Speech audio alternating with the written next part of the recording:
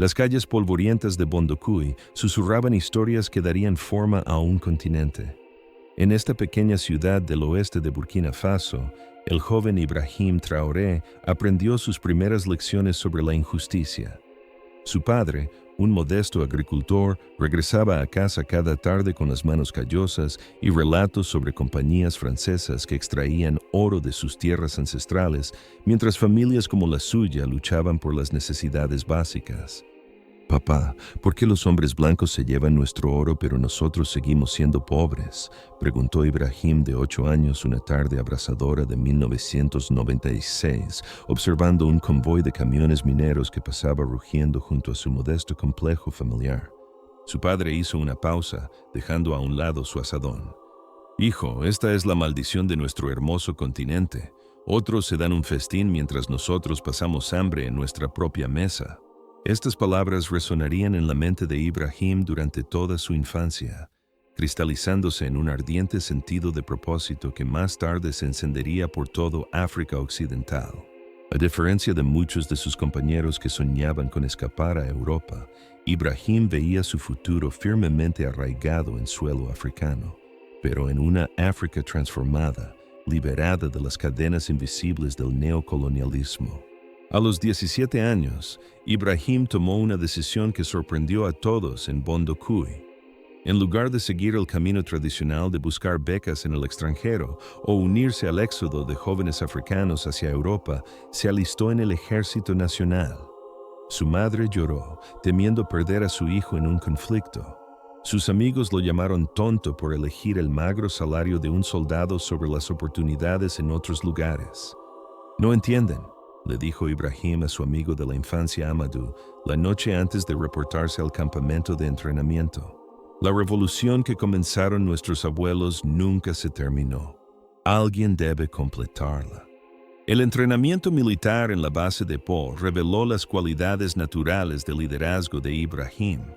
Los instructores notaron su mente analítica, su capacidad para inspirar a sus compañeros reclutas y su enfoque inquebrantable en proteger la soberanía burkinabé. Pero más importante aún, lo expuso a las duras realidades de la situación de seguridad de su país. Durante su primer despliegue a las provincias del norte en 2018, el teniente Traoré fue testigo de primera mano del impacto devastador de las insurgencias yihadistas que se habían extendido desde Mali. Las aldeas yacían abandonadas, las escuelas destruidas, las familias desplazadas. El joven oficial observó impotente cómo las fuerzas de la Operación Barkhane francesa llevaban a cabo misiones con poca coordinación o respeto por los comandantes locales. «Conocemos este terreno mejor que cualquier soldado extranjero», confió Ibrahim a su unidad durante una tensa sesión informativa nocturna cerca de Djibo. «Sin embargo, nos tratan como auxiliares en nuestro propio país». La contradicción era marcada. Burkina Faso poseía algunas de las mayores reservas de oro de África, pero su ejército operaba con equipo obsoleto mientras las compañías mineras francesas exportaban miles de millones en riqueza. Ibrahim comenzó a documentar estas observaciones en un diario que más tarde se convertiría en la base filosófica de su movimiento revolucionario. Su ascenso por las filas militares fue meteórico. Para 2019, el capitán Traoré comandaba respeto en múltiples unidades, no a través de la intimidación, sino mediante un genuino cuidado por sus soldados y las comunidades locales. Estableció programas que conectaban unidades militares con aldeas, asegurando que las operaciones de seguridad también brindaran atención médica y apoyo educativo. Pero fue durante el ataque terrorista de 2021 en Inata que la visión del mundo de Ibrahim se cristalizó en acción revolucionaria. 53 soldados murieron porque carecían de equipo adecuado y apoyo de inteligencia. La tragedia expuso la traición fundamental en el corazón de la relación de Burkina Faso con Francia y sus aliados africanos. De pie entre las tumbas de sus camaradas caídos, el mayor Traoré hizo un juramento solemne que remodelaría la geopolítica africana. «Nunca más», susurró al viento del desierto, «nunca más enviaremos a nuestros hijos a morir mientras otros se benefician de nuestra debilidad». Comenzó silenciosamente a construir una red de oficiales afines que compartían su visión de verdadera independencia africana. No eran hombres ambiciosos que buscaran poder personal, sino patriotas disgustados por la sumisión de su país a intereses extranjeros mientras los ciudadanos sufrían. La red creció cuidadosamente, incluyendo no solo personal militar, sino funcionarios públicos, maestros, agricultores y estudiantes que se habían cansado de ver el potencial de su nación desperdiciado. Se llamaban a sí mismos les patriotes, los patriotas, y sus reuniones a menudo tenían lugar en complejos de aldeas, lejos de la vigilancia de los servicios de inteligencia. La educación política de Ibrahim se aceleró a través de una lectura voraz. Estudió las obras de Thomas Sankara, el líder revolucionario de Burkina Faso asesinado en 1987. Analizó movimientos independentistas exitosos desde Cuba hasta Vietnam, extrayendo lecciones aplicables al África contemporáneo. Sankara demostró que una pequeña nación africana podía mantenerse en pie. Le dijo Ibrahim a su círculo íntimo durante una reunión clandestina a finales de 2021. Pero cometió el error de confiar en aquellos que se beneficiaban del viejo sistema. No repetiremos ese error. Para principios de 2022, Ibrahim Traoré, de 34 años, comandaba la lealtad de unidades militares clave en todo el país. Su reputación como líder incorruptible que genuinamente se preocupaba por los burkinabé ordinarios se había extendido mucho más allá de los círculos militares. Las mujeres del mercado en Ouagadougou conocían su nombre. Los estudiantes lo coreaban durante protestas contra la corrupción gubernamental. El escenario estaba listo para la transformación, pero Ibrahim entendía que la revolución sin apoyo popular era meramente un golpe de Estado. Necesitaba que el pueblo de Burkina Faso lo viera no como otro oficial ambicioso, sino como la encarnación de su anhelo colectivo por la dignidad y la verdadera independencia. Mientras 2022 avanzaba y el gobierno del presidente Roch Kaboré tropezaba de crisis en crisis, Ibrahim sintió que la historia lo llamaba. El niño de Bondoukou, que una vez había preguntado a su padre sobre el oro y la pobreza, estaba a punto de proporcionar su propia respuesta a esa pregunta, escrita con el guión audaz de la acción revolucionaria. La mañana del 24 de enero de 2022 comenzó como cualquier otra en Ouagadougou, pero al mediodía, el sonido de disparos resonó por las calles de la capital. El capitán Ibrahim Traoré había pasado meses planificando este momento y ahora su revolución cuidadosamente orquestada se desarrollaba con precisión quirúrgica. A las 6 a.m., Ibrahim se dirigió a sus oficiales reunidos en el campamento Sangule La Misana. Su voz era calmada pero llevaba el peso de la historia. Hoy recuperamos nuestro país. Hoy comenzamos la segunda liberación de Burkina Faso. La primera fase se dirigió a instalaciones claves simultáneamente. Mientras una unidad aseguró el Palacio Presidencial, otras se dirigieron a la Estación de Televisión Nacional, el aeropuerto y las principales instalaciones militares. El genio de la operación no residía en su violencia, que Ibrahim había minimizado específicamente, sino en su planificación integral y apoyo popular. Para las 8 a.m., residentes atónitos de Ouagadougou presenciaron algo sin precedentes, soldados distribuyendo volantes explicando sus acciones. No actuamos por ganancia personal, sino para restaurar la dignidad a nuestra nación, declaraban los panfletos en more, francés y dioula. El tiempo de la sumisión ha terminado. El presidente Roch Kaboré, completamente tomado por sorpresa, se encontró rodeado en el Palacio Presidencial. Sin embargo, a diferencia de golpes africanos anteriores, las fuerzas de Ibrahim trataron al líder depuesto con respeto. No hubo ejecuciones sumarias, ni humillaciones públicas, solo una transferencia de poder firme pero digna. Señor presidente, dijo Ibrahim cuando finalmente se encontró con Kaboré cara a cara en el salón de recepción ornamentado del palacio. Su gobierno ha fallado a nuestro pueblo. Estamos aquí para corregir esa falla. Kaboré, un político experimentado que había sobrevivido décadas de política africana, quedó impresionado por la actitud del joven oficial. Este no era el típico coronel ambicioso que buscaba enriquecimiento personal. Ibrahim hablaba con la tranquila confianza de alguien impulsado por una convicción genuina. La respuesta internacional fue rápida y predecible. Francia inmediatamente condenó la toma ilegal del poder, con el presidente Macron pidiendo sanciones. La Comunidad Económica de Estados de África Occidental, CEDEAO, suspendió la membresía de Burkina Faso, amenazando con medidas punitivas adicionales. Pero algo notable estaba sucediendo en las calles de Ouagadougou y en todo Burkina Faso. En lugar de la ansiedad típica post-golpe, la gente estaba celebrando. Los vendedores del mercado distribuyeron comida gratis a los soldados. Los jóvenes pintaron murales de Ibrahim en paredes por toda la capital. La revolución había tocado un pozo profundo de frustración popular con el viejo orden. El primer discurso televisado de Ibrahim a la nación, transmitido el 25 de enero, reveló el pensamiento político sofisticado detrás de la acción militar. Vistiendo un uniforme militar simple sin decoraciones excesivas, habló directamente a la cámara con una intensidad que cautivó a los espectadores en toda África. Mis compatriotas burkinabé, comenzó, su voz resonando a través de una nación en silencio.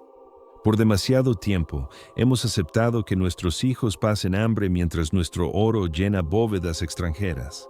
Hemos aceptado que nuestros soldados mueran con armas inferiores mientras nuestros supuestos aliados se benefician de nuestra inseguridad. Hemos aceptado que nuestra nación permanezca como mendiga a pesar de sentarse sobre inmensa riqueza. Hizo una pausa, dejando que las palabras calaran antes de pronunciar la línea que resonaría por todo el continente. Hoy decimos basta. Hoy elegimos la dignidad sobre la dependencia.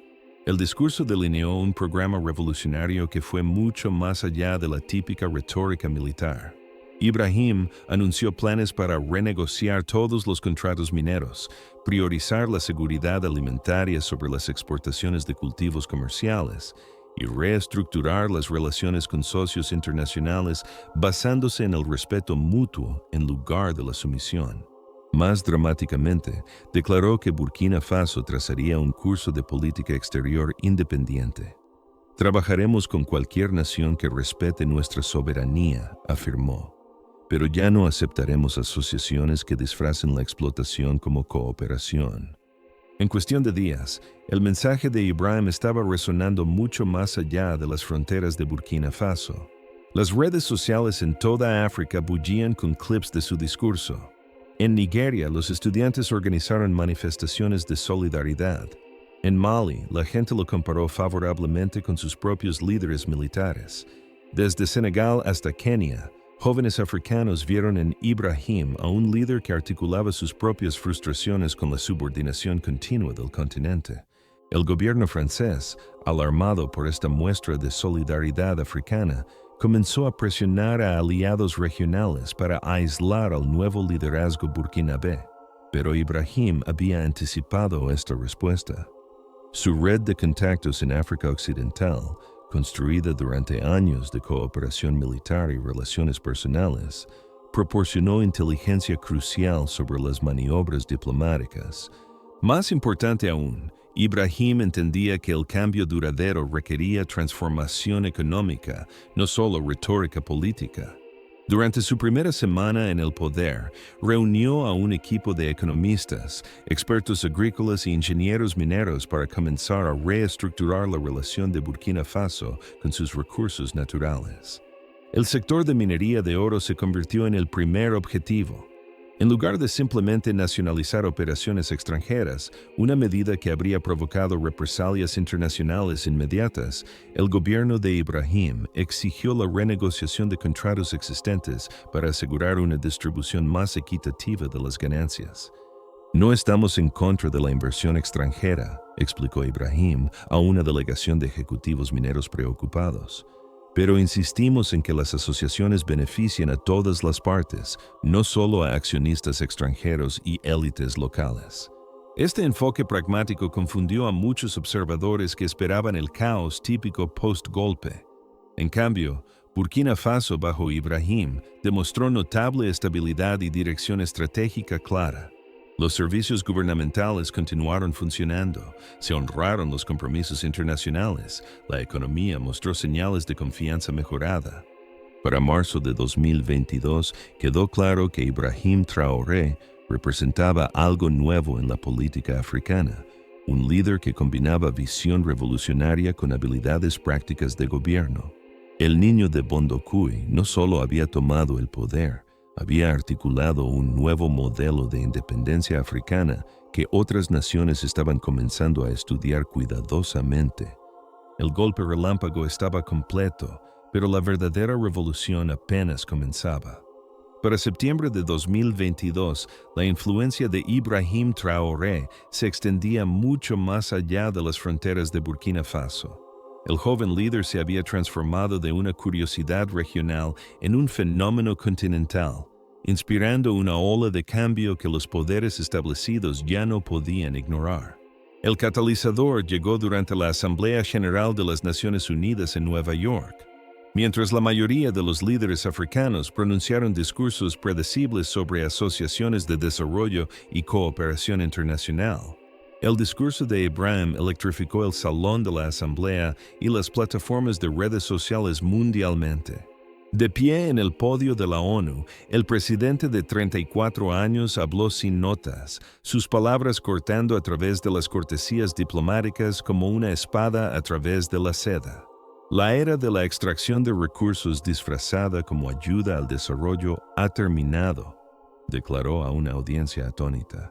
África ya no aceptará migajas de mesas cargadas con nuestra propia riqueza. El discurso se volvió viral en cuestión de horas. En campus universitarios desde Lagos hasta Ciudad del Cabo, los estudiantes organizaron fiestas de visualización. En aldeas a través del Sahel, la gente se reunió alrededor de radios y teléfonos móviles para escuchar sus esperanzas articuladas en el escenario más grande del mundo.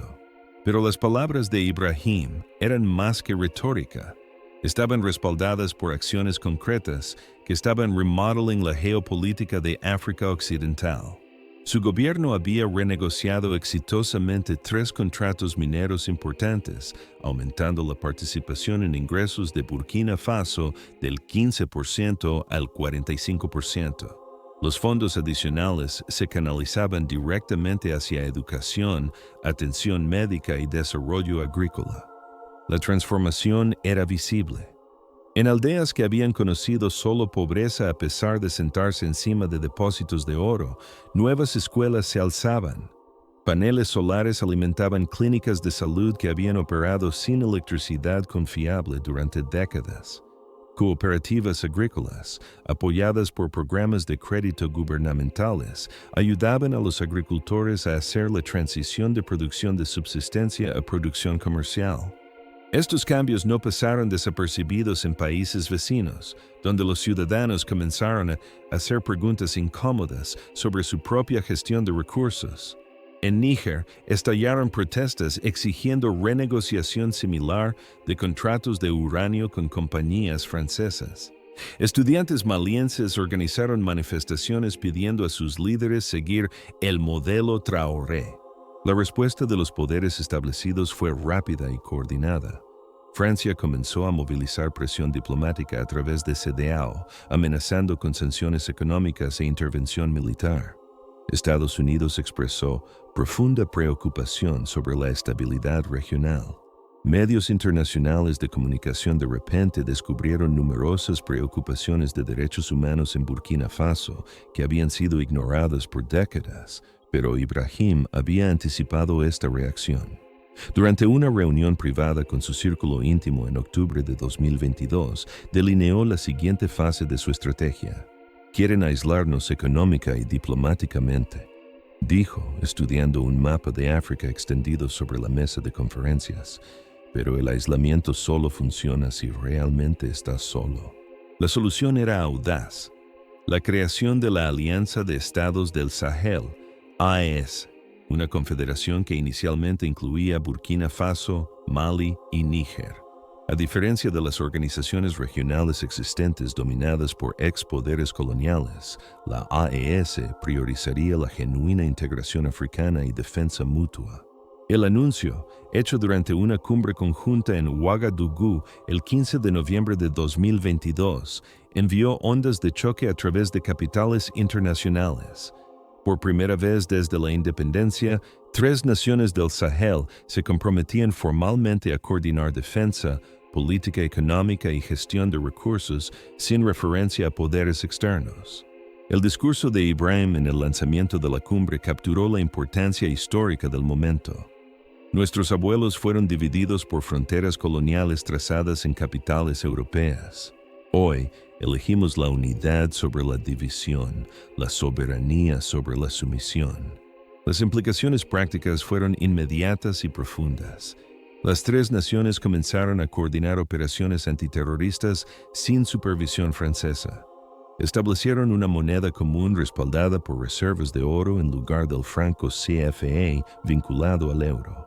Más importante aún, crearon una posición de negociación unificada para tratar con compañías mineras y energéticas internacionales. El éxito de este modelo inspiró movimientos imitadores a través del continente. En Chad, oficiales jóvenes estudiaron la estructura AES.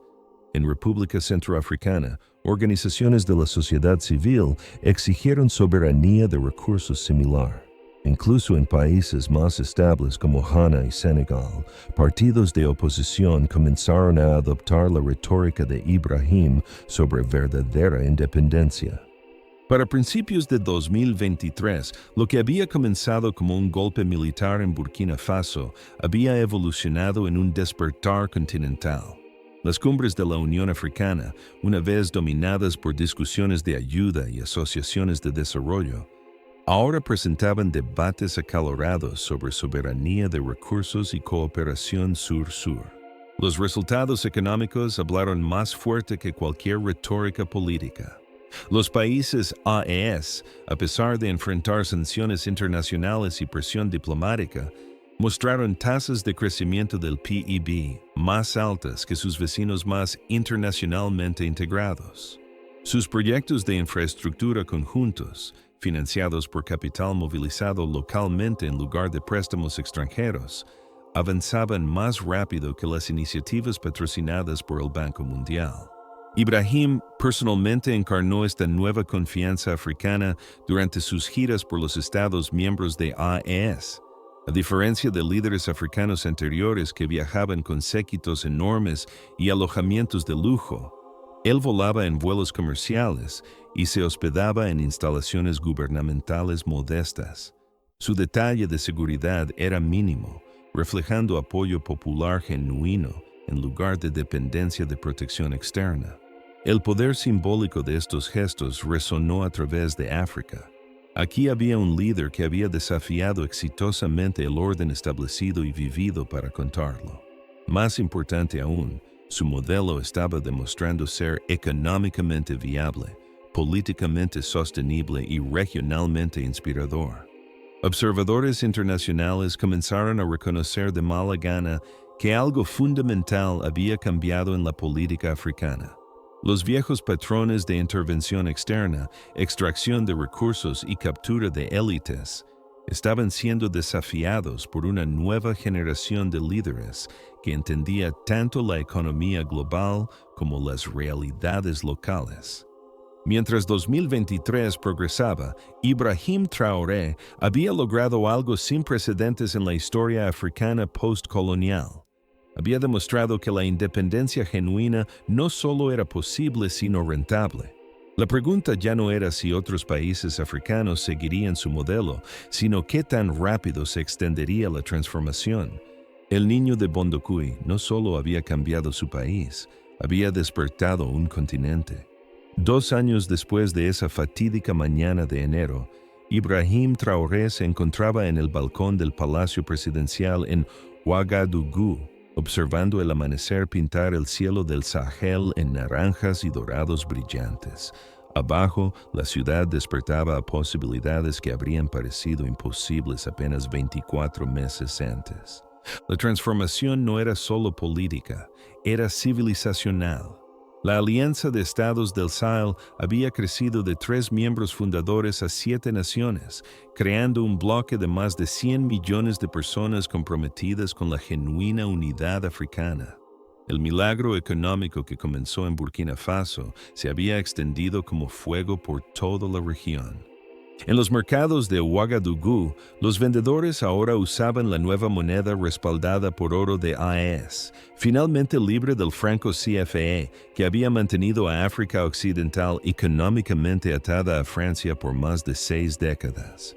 Los niños asistían a escuelas construidas con ingresos del oro extraído localmente, aprendiendo en sus lenguas maternas junto al francés y árabe. La universidad había triplicado su matrícula, con estudiantes de toda África viniendo a estudiar lo que los medios internacionales habían denominado el modelo Traoré. La sesión informativa matutina trajo noticias que habrían sido impensables 2 años antes. Nigeria, la economía más grande de África, había aplicado formalmente para unirse al marco AES. Sudáfrica había anunciado planes para alinear sus políticas mineras con los estándares AES. Incluso países como Kenia y Etiopía, geográficamente distantes del Sahel, estaban adaptando elementos del modelo de soberanía de recursos de Ibrahim. Señor presidente, anunció su asesor económico con emoción apenas contenida, el Banco Mundial acaba de publicar nuevas estadísticas de reducción de pobreza. La región AES muestra la disminución más rápida de pobreza extrema globalmente, más rápida que los años pico de China. Ibrahim asintió, pero su expresión permaneció pensativa en lugar de triunfante. Entendía que la transformación sostenible requería más que estadísticas impresionantes. Exigía una reconexión fundamental de cómo los africanos se veían a sí mismos y su lugar en el mundo. La transformación psicológica era quizás el cambio más profundo. A través de África, jóvenes que una vez habían soñado solo con escapar a Europa o América, ahora hablaban de construir negocios y carreras en el continente. La fuga de cerebros que había sangrado talento africano durante décadas se estaba revirtiendo en lo que los economistas llamaban circulación de cerebros. Africanos trayendo habilidades adquiridas en el extranjero de vuelta para servir al desarrollo continental. La doctora Fátima Sankara, nieta del legendario líder revolucionario de Burkina Faso, había regresado de Harvard para establecer el primer centro de manufactura farmacéutica indígena del continente en Ouagadougou. Su compañía estaba produciendo medicamentos para la malaria a 1/10 parte del costo de las drogas importadas, salvando miles de vidas mientras generaba empleo significativo. Ibrahim ha hecho algo que mi abuelo soñó pero no pudo lograr, le dijo a una reunión de empresarios africanos en marzo de 2024. Ha demostrado que las soluciones africanas pueden ser no solo emocionalmente satisfactorias, sino económicamente superiores. La respuesta internacional había evolucionado de hostilidad inicial a reconocimiento de mala gana y, en algunos casos, asociación ansiosa. China, que había mantenido relaciones pragmáticas durante toda la transición, se convirtió en el mayor socio comercial de AES. Rusia proporcionó transferencias de tecnología para extracción y procesamiento de recursos. Incluso naciones europeas, inicialmente resistentes a los cambios, comenzaron a renegociar relaciones en términos más equitativos. Francia, el ex poder colonial que había luchado más duro contra el modelo AES, finalmente reconoció la nueva realidad durante la visita del presidente Macron a Ouagadougou en mayo de 2024. El simbolismo era marcado. Un líder europeo viniendo a una capital africana a solicitar, en lugar de exigir, asociación continua. La relación entre nuestras naciones debe ser reconstruida sobre respeto mutuo, concedió Macron durante su conferencia de prensa conjunta con Ibrahim. Reconocemos que los viejos marcos ya no sirven a los intereses de ninguno de nosotros. La respuesta de Ibrahim fue característicamente medida pero firme. Francia sigue siendo bienvenida en África, pero como socio, no como patrón. Los días de explotación disfrazada como cooperación están permanentemente detrás de nosotros. Los efectos secundarios se extendieron mucho más allá de la economía y la política. El arte, música y literatura africanos estaban experimentando un renacimiento alimentado por la nueva confianza continental. Músicos como el rapero burkinabé Wayaba estaban encabezando listas de éxitos en toda África con canciones celebrando la unidad panafricana. Las películas de Nollywood presentaban cada vez más temas del logro tecnológico y económico africano en lugar de solo lucha y supervivencia. Quizás lo más significativo, las tendencias demográficas que habían preocupado a los economistas del desarrollo durante décadas se estaban revirtiendo. El aumento poblacional juvenil de África, una vez visto como fuente de inestabilidad y presión migratoria, se estaba convirtiendo en un activo económico. Jóvenes empresarios a través del continente estaban creando negocios que solucionaban problemas locales con soluciones desarrolladas localmente. La revolución agrícola fue particularmente impresionante.